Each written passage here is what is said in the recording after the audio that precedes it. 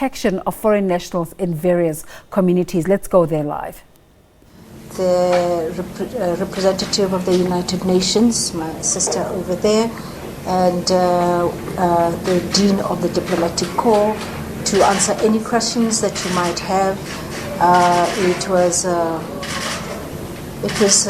an engaging interaction, and most of the ambassadors who spoke very passionately about how they feel about this matter. And we promised to come together on Friday when we have all the facts, because we are all aware that this has given people who do not have good intention the opportunity to throw in misleading information, which is not good for this country, and we are wanting to make sure that we're dealing with facts. So we're coming back again on Friday, together with the Minister of Police and the generals who came to give us a briefing, and the Minister of,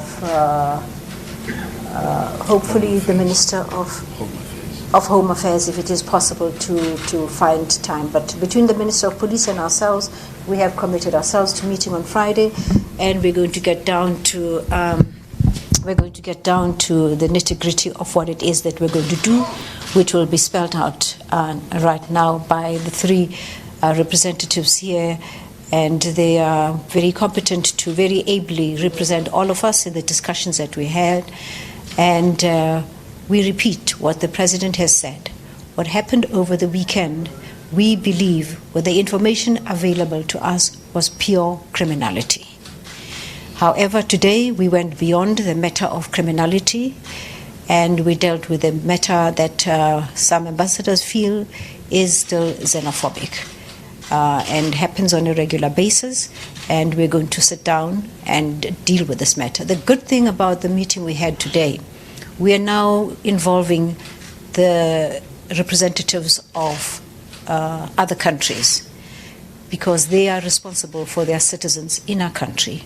We need their help to deal with this matter. We've been dealing with this matter with NGOs and the churches, and it is not getting better in places. In some places it does get better. But when we are joined by representatives of those countries, then we will be able to get to the bottom of this, which means that in this particular situation we are in, it is not a criminal versus an innocent. We have situations where we're not able to draw the line about who did what at what time.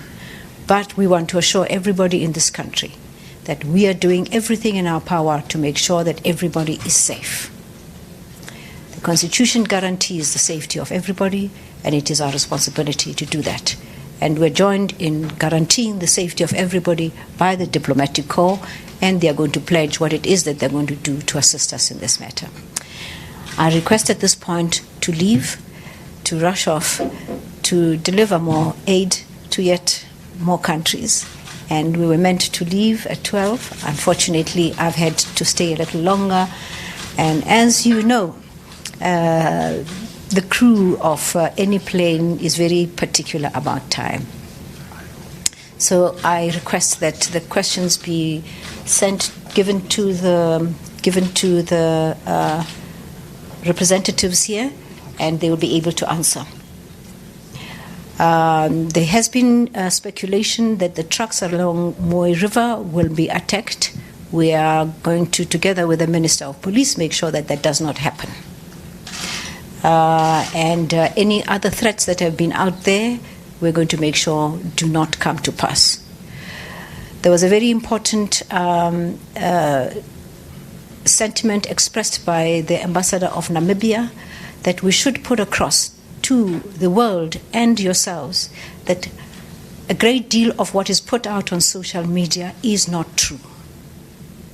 A great deal of what is put out in the social media out there is not true. This comes from a representative of another country. It is not us trying to whitewash what is happening. Please bear that in mind, and we're going to make sure that on Friday we give you all the facts available to us. Thank you very much. Thank you, Minister. All right. Minister has covered essentially what occurred this morning, so with your permission, then we'll take questions. Let me first of all just quickly introduce who we are. On my very far left, Her Excellency Mrs. Bheki Cele. She is the United Nations Resident Coordinator. Gentleman next to me is His Excellency Ambassador Mpoko from the Democratic Republic of Congo, but he also has another cap which he wears simultaneously. He is the Dean of the Diplomatic Corps in the Republic of South Africa.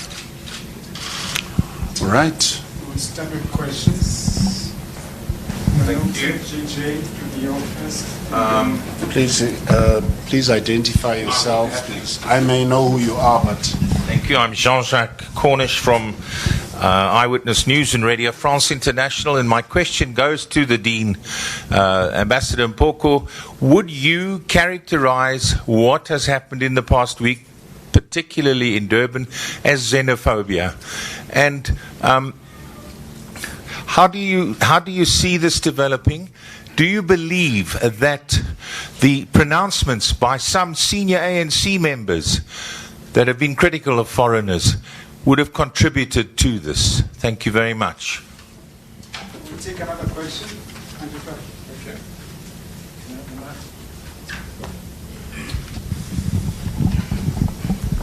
Thank you very much. I'm Peter Fabricius from the Daily Maverick. I also want to ask particularly, actually, could I ask Mr. Landers, the Deputy Minister. Minister Sisulu said that two things, that this is not simply a case of criminals versus victims, and also that there's a role to be played by the diplomatic corps, in other words, the representatives of the African governments. Could I ask you then, what do you believe, in essence, is the role? I mean, on the face of it, this is a problem that is to be addressed by South African authorities and the South African people. So what role can the diplomats play, and in what sense is this not just a simple question of criminals versus victims? Thank you. The last question for this round is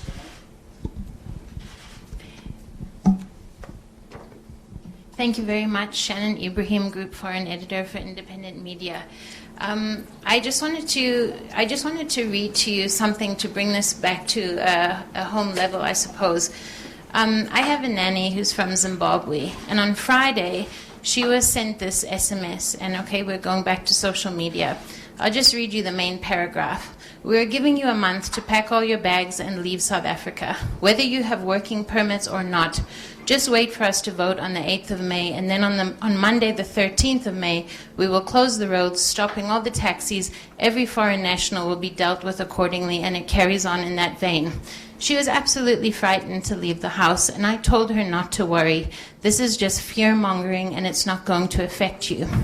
Yesterday, my gardener, who's from Malawi, who was supposed to report to work today, was stabbed 4 times in his back and is now in the Tembisa hospital as a real xenophobic attack 2 days after I told her not to worry.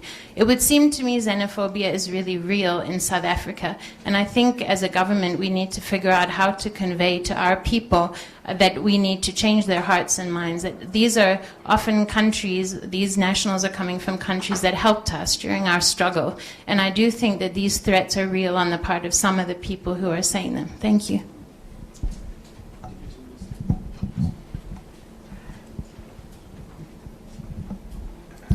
Thank you.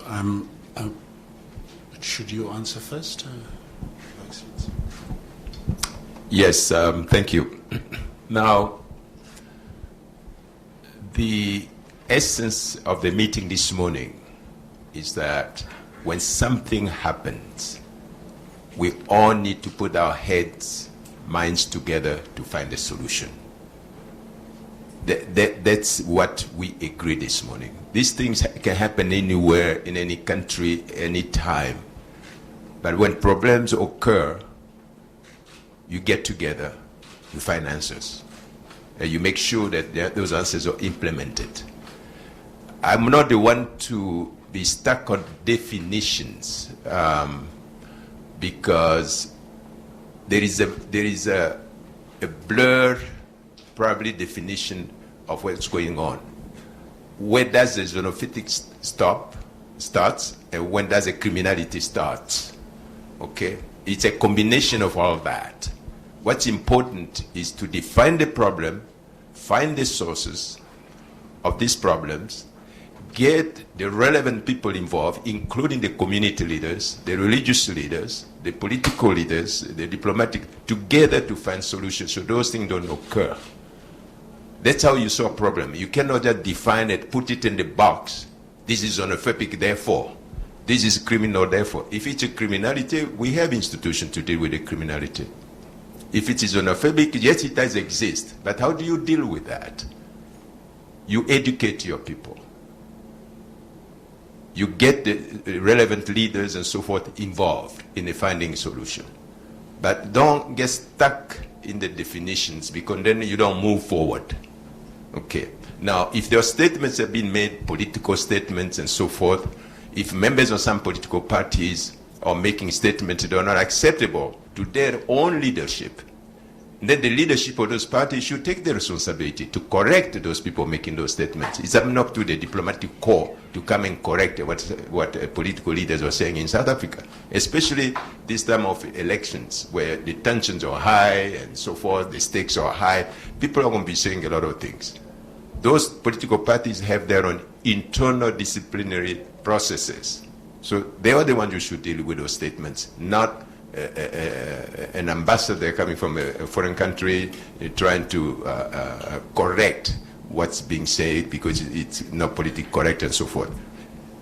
So I repeat myself, what is important is that we sit down together today, diplomatic corps, the Minister of International Relations and Cooperation, the Minister of Police, and so forth. So on Friday, we're going to have, the group is going to be bigger, so that we can bring all the people who can bring answers to these questions, so that once for all, comes 2020, we will not meet again here to talk about these issues of xenophobic and the attacks and the criminality and so forth. It's to find the solutions so that we don't have to deal with the issue again, because it's a recurrence issue, have been recurring every year. Maybe with the exception of 2018, but previously every year we have these issues. So the political will is there to find lasting answers. Thank you. Thank you, Excellency. One of the things we pointed out to the ambassadors this morning was the fact that aside from having the constitution that we have, South Africa has the rule of law.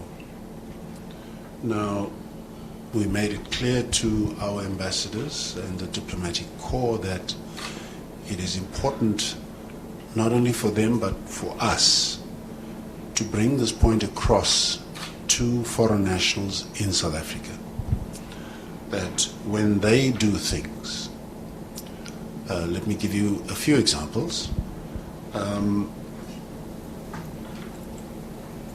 What happened on the weekend in Sydenham, Durban, where I live close to, was that a foreign national shot a South African citizen, allegedly because the South African citizen was threatening him and making certain demands.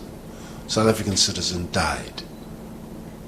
Subsequent to that, another South African citizen was killed at a China mall close by to where the first death occurred.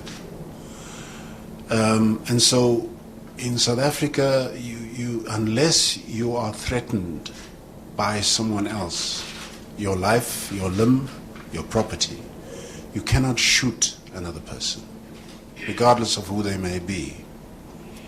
So this point we've stressed, and this will form part of our further discussions on Friday. And essentially what the South African police have asked us for is for a bit of time and space so that they can come forward on Friday with all the facts, the truth, as opposed to a lot of fake news that is being disseminated. Now, the text message that Shannon Ibrahim read out is real, that has gone out. Now, whether there is an intention to actually go out on the 13th of May after the elections and do what is threatened in this text message, we're not in a position to say, which is why our South African Police Service requested of us an opportunity to investigate this. Because you see, let me give you an example of the fake news that is being disseminated in social media, not in the conventional media. This is